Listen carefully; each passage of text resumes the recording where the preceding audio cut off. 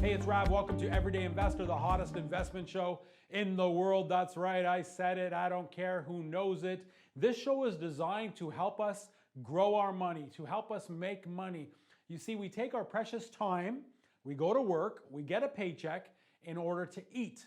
And we are blessed to have a job and go to work. But imagine a life where money would make you money.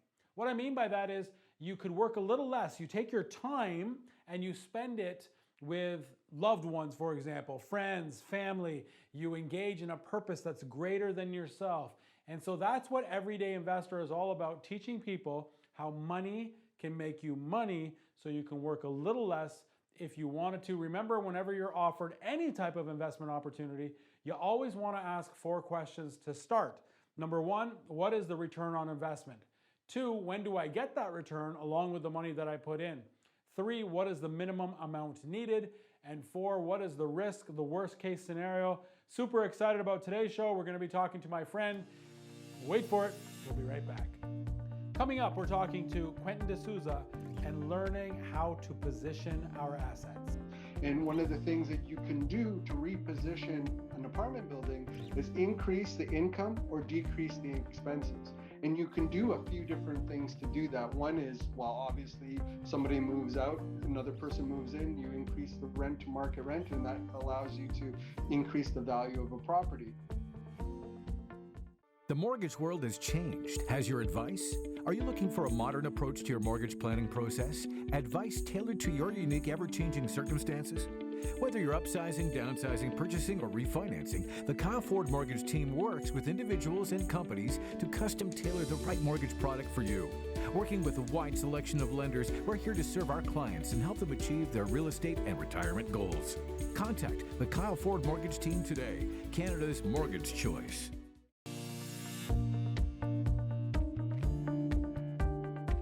Hey, it's Rob. Welcome back to Everyday Investor. Before we talk to Quentin about how to reposition our portfolio, our assets, let's find out what's going on in the world of stocks with Omar Khan. Over to you, Omar. Thanks, Rob. Omar Khan here with Beta Trading.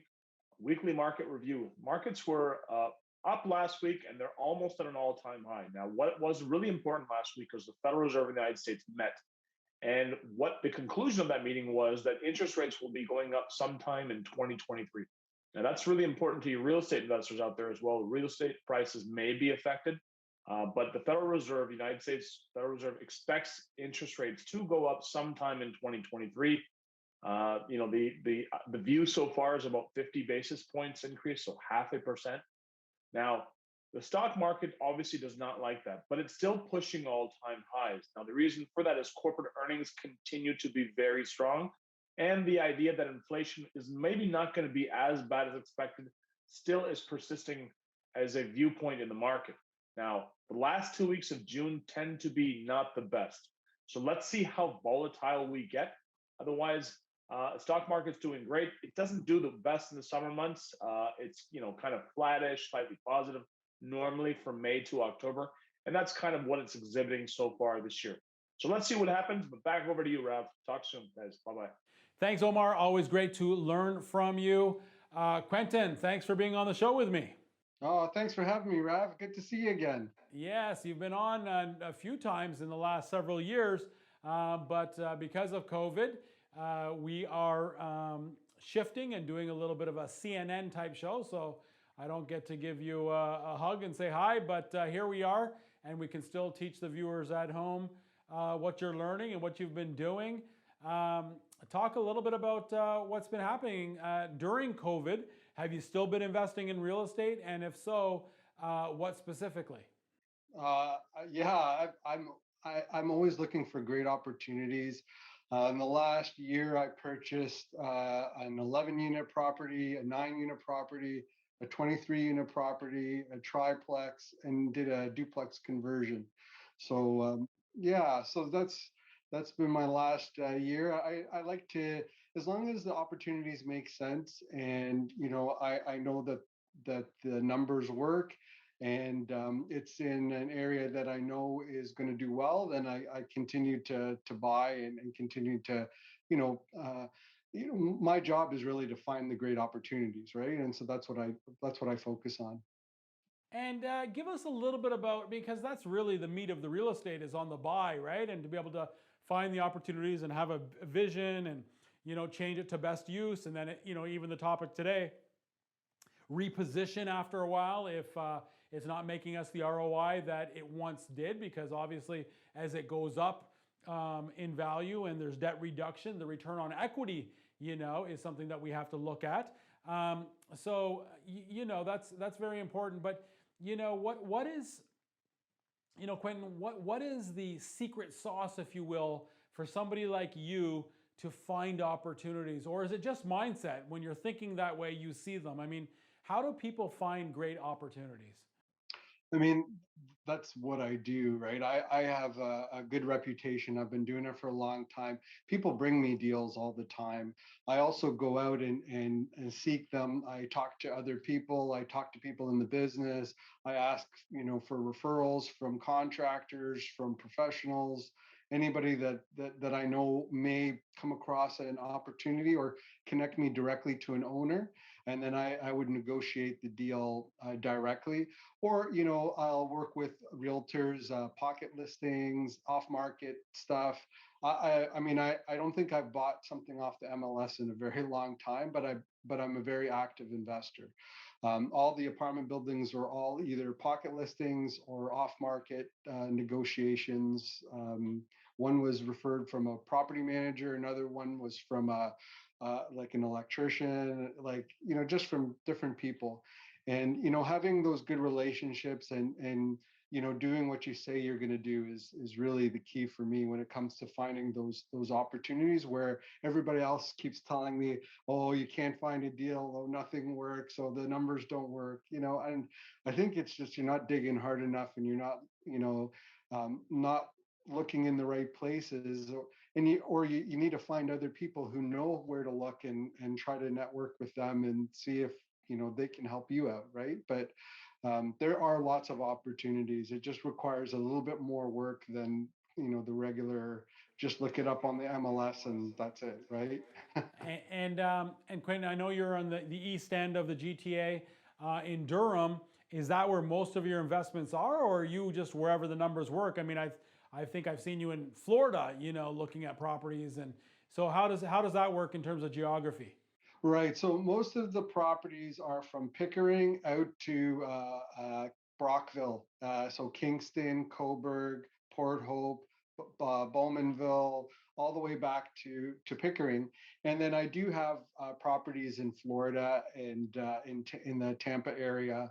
I am investing down there, but I'm just investing myself. I don't work with anybody else. I'm investing myself in the U.S. But here, I like to continue to focus along the 401 corridor. That's where I find the most opportunities for me, and I've done really well. You know, Sorry, when you say investing in Florida yourself, you mean your own money. But when it comes to the other projects, people like Rav can get in on the deals with you. Is that what you're saying? yeah, like that's the type of thing that I've done for a very long time, right? I've worked with people that where everything makes sense, right? It's not something that you can easily do with me at this point because I'm at a certain level, and I have to make sure that there are certain criteria that everybody meets in order to work with me. But definitely, that's something that I have done in the past. And I think that there are lots of opportunities out there. You just got to go out and get it for sure. And when we talk about, we were talking before the show, and there's so many different. I mean, you've got I don't know, a huge project in Kingston, right? What's the value of that? Yeah, it's approaching 40 million.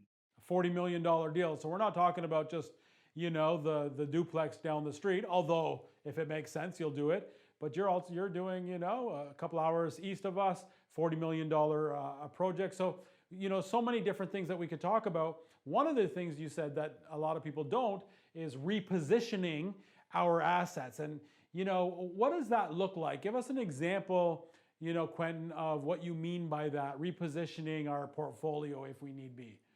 Yeah, like and everybody has to do this individually on the assets that they own. I suggest that they do a return on equity calculation and see whether it makes sense to have that equity stuck in the property, especially if you're not using it like the cash flow for your like monthly income, right?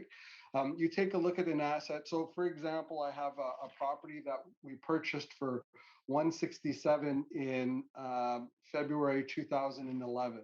Okay, and the person brought in $32,000 for this purchase in 2011. We looked at the property and we said, you know, what are we going to sell it for, and how can we use the equity better? And so in March 2021, we sold the asset for 600,000. Wow. Yeah. So, and 10 years later. 10 years later, yeah. Okay. So again, we bought the property for 167. An investor came along, wrote a check to Quentin. Quentin did all the work. And now 10 years later, the property is worth $600,000. And so now Quentin and the investor, the money lender, or the money partner, Quentin says, hey, this might not make sense. It might not be the best use of our equity, of our money. And so you sell this, and I'm sure the mortgage is almost, what, $100,000 or so, or whatever it is. Yeah. So what ended up happening is now this is a longtime friend of mine that was a partner on this particular property, and he came away with 253,000. That included the 32K back. So he got back the 253K. Plus, he got cash flow over the years, and I can't remember what we came up with. I think he made something like $4,000 a year for the 10 years on that property. So basically, he made about $300,000. Probably more because someone's paying down the mortgage, but he made $300,000 because we're the 253 plus the 40, $300,000 over 10 years. That's 30 grand a year on his 32. So basically you're saying this guy made 100% a year on his money over the 10 years. Well, it was you got to give back the 32. I don't want to give myself too much credit there, but Oh, sorry. So 90 some percent, but really your point is, what's the sense of holding on to it? If it's worth $600,000, he can now take that 253 and now put it back into the game of Monopoly, if you will. That's right. So he takes those funds and he's invested in another building with me, right? And so that makes his money work harder. So if you look at the equity that was in that, really what are we making on that? We're making mortgage pay down. We're making cash flow, and we look at the yield on that equity, and can we take that yield and make it give us 20 or 30% rather than 3 or 4% based on the return on equity on this particular calculation. So that's what we're looking at for an example like this one. And this is just a single family home. Like we can look at a small apartment building as well. A deal I did last year, if you want. Yeah, no, but I get when it's 167 and you're putting down $32,000, it goes up in value. The people paying down the mortgage, there's some cash flow. I'm making my 25-30% a year. But when there's 500,000, sorry, when there's a lot of appreciation, yeah. Yeah, when there's so much money in there, it's just like kind of dead money. So you're saying either refinance it or sell it and take that money and go ahead and make better and bigger returns. And I think that's the mistake a lot of people make is they buy an investment property. I've heard people tell me, Rav, I'm never selling this. And I'm like, really? Like, are you that in love with the property? I thought this is kind of, again, the game of Monopoly. I might sell this to buy this, if it kind of makes sense. Let's take a quick break, and then we come back. Let's talk more about, this. And, you've got the Durham group there that's meeting. How many members now are part of your investor group out east? Yeah, well, we have about 120 to 150 people come out to meetings every month. And so, it keeps growing and growing as, every time we do Durham REI. So even during COVID on video, we still have 100 to 120 people on the video. And do you So do individual coaching as well, or no, just in the big scale? no, not anymore. It's not where we remember we had that conversation a while back, and I came to the same decision. It's not worth my time to do that. It's better for me to focus on buying more buildings and focusing on the growth of the portfolio. We only have 24 hours a day, 168 hours a week. We have a beautiful wife, kids, family, friends. What's the point of all this if we can't enjoy what matters most? So we've got to be able to say no to really, really good opportunities for the sake of the one or two things that we're good at. We're talking to my friend Quentin D'Souza. He's teaching us how to reposition our assets, to move things around to make a better return. Don't go anywhere. Everyday Investor continues in a moment. At Theta Training, our goal is to help you achieve financial freedom by teaching you the foundations of trading stock options. Join our growing community. Learn through our live-streamed weekend course, or develop your skills at your own pace online. Understand how the stock market works and how you can use the options market to earn additional income. Achieve financial freedom and live life on your terms. Let us help you build your empire.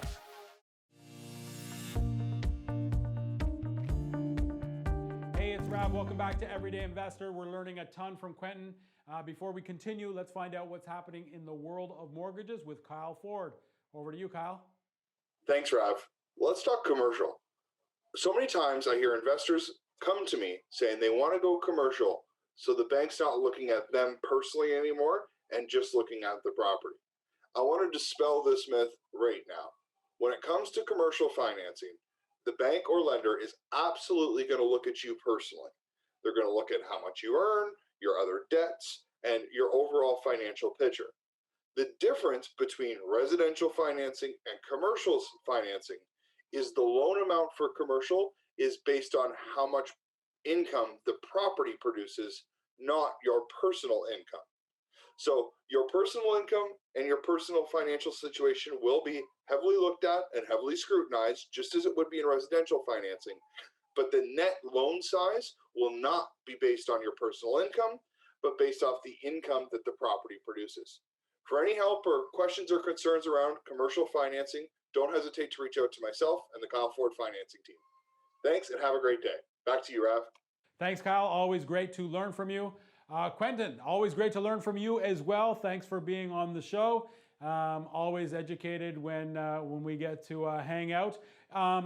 You're an aggressive investor. You're leading a big, kind of meetup group where you're educating these investors. You've also an author. You have other books that you've been involved in, but you have a new one coming out. Do you have it there? Yeah, it's called the Action Takers Real Estate Investor Planner. The Action Takers Real Estate Investing Planner. And what I love about that title specifically is Action Taker, because there's a lot of people that, they know what to do, but very few people do what they know. And so talk a little bit about the book and the kind of the heart and mindset behind it.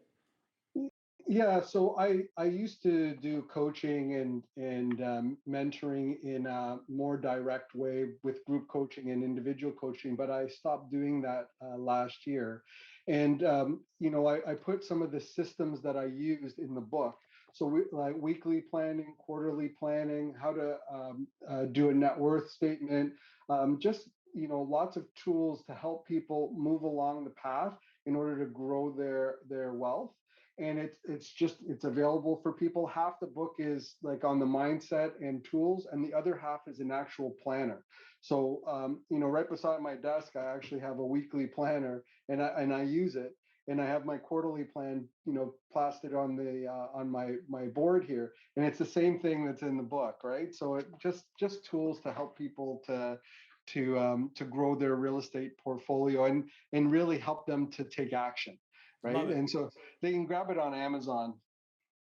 Perfect. Thank you. Let's look at another deal. You have another, well, you have a bunch, but we'll look at another deal. But before we look at that, I think it's a 10-plex, 12-plex. Before we look at that, Quentin, what's kind of one of the biggest differences between, the single property or the duplex or the triplex, and then more the bigger properties, the 10, 15, 20 plexes? What do you find, is the difference in terms of managing and investing in these types of things? Well, one really big deal is, and we're talking about repositioning here, is the fact that the 1 to 4 unit properties uses the comparative approach when it comes to evaluation. And the comparative approach is really, looking at the house beside you and coming up with a value. And then you having to qualify your income from the property as well as you personally in order to refinance that asset, in order to release equity. And that can be a real challenge, especially with like a condo or a single family home, because you just aren't able to access all the equity that's there. And the only way to do it maybe is to put like a second mortgage on it or something like that to try to release more of the equity.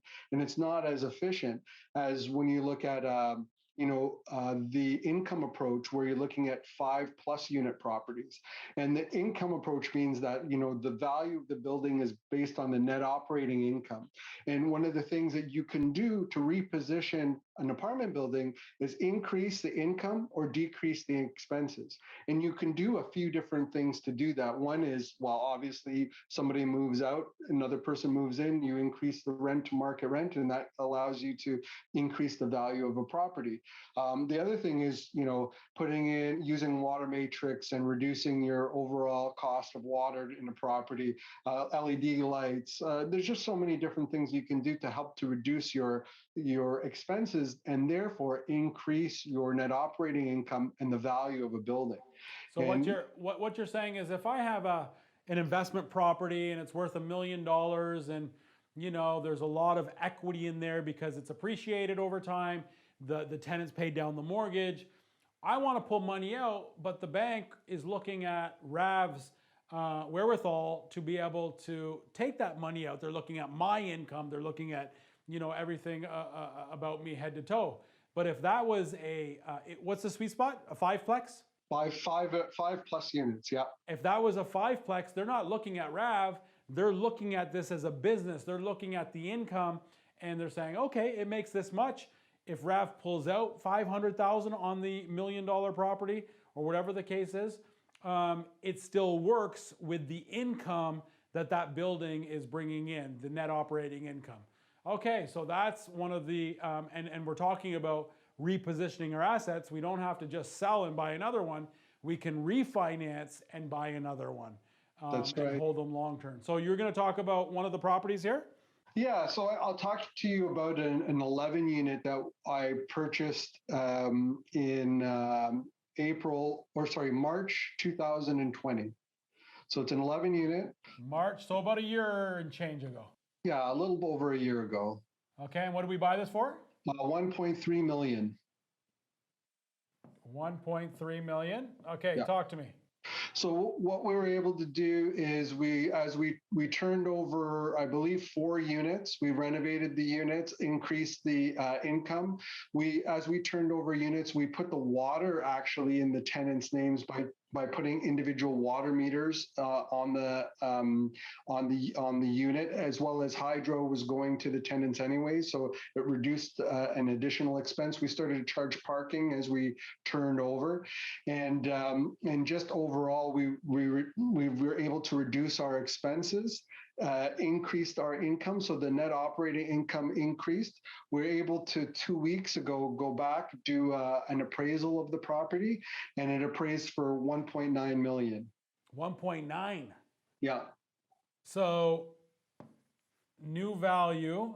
How much did you put into that? My partner on that project put in about 375K, somewhere around there. Okay. So basically, there's 2.25 that you increase this, right? Net, you bought for 1.3. 1.9, 600,000. He put in 375. So there's 2.25, but that's not the point. The point is you refinance this, you pulled money out. How much were you able to pull out? So about a little less than 400K. So basically what happens is my partner will get paid back their 375 on that particular project. Yeah. And then we split the difference. So the 25K is split 50-50. And then we continue to own the property together. Now this is like a home run. Like it's not an average deal. Like typically I would say 3 to 5 years is the process that this usually goes through.